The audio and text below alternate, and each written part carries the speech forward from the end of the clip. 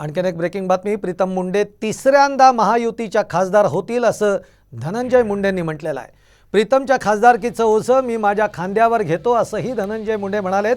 मी जिंदगी के साथ भी जिंदगी के बाद भी असं म्हणत धनंजय मुंडेंनी बहीण भावाच्या नात्याला उजाळा दिलेला आहे। तिसऱ्यांदा या जिल्ह्याच्या खासदार सुद्धा महायुतीच्या ताईच होतील हे ओझं मी माझ्या खांद्यावर याच्यासाठी घेतलंय।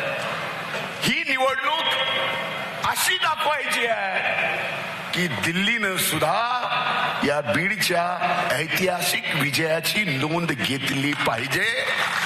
एवढा ऐतिहासिक विजय फक्त बहीण बाजूला बसलेली आहे म्हणून तुला अतिशय चांगल्या शब्दात जातोय, घेऊन जा। हे असलं तर असंच।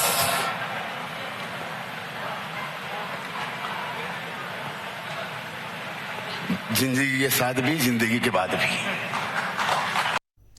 लोकसभेला प्रीतम मुंडेंना सर्वाधिक मतांनी निवडून देऊ असं अजित पवार गटाचे नेते जे आहेत अमरसिंग पंडित यांनी म्हटलेलं आहे। तर लोकसभेची उमेदवारी घोषित केल्यानं प्रीतम मुंडेंनी अमरसिंग पंडितांचे आभारही मानलेले आहेत।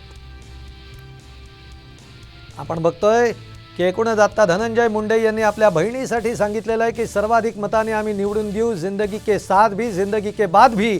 त्यानंतर लोकसभेला प्रीतम मुंडेंना सर्वाधिक मतांनी निवडून आणू असं अजित पवार गटाचे अमरसिंग पंडित म्हणाले।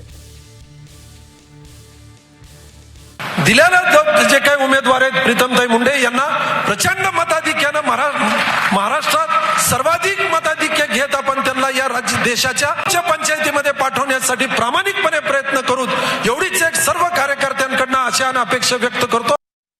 तुम्हालाच हा प्रश्न विचारते की आता लोकसभेची निवडणूक झाली पाहिजे का बिनविरोधच काढलं पाहिजे आपल्याला? महायुतीचे उमेदवार म्हणून ही निवडणूक अक्षरशः बिनविरोध होताना दिसते। महायुतीचे उमेदवार म्हणते कारण भारतीय जनता पार्टीचे संस्कार आहेत ना, स्वतःचं नाव उमेदवार म्हणून डिक्लेअर करायचं नाही। मी अमरसिंहजी पंडित यांचे विशेष आभार व्यक्त करते दोन गोष्टींसाठी।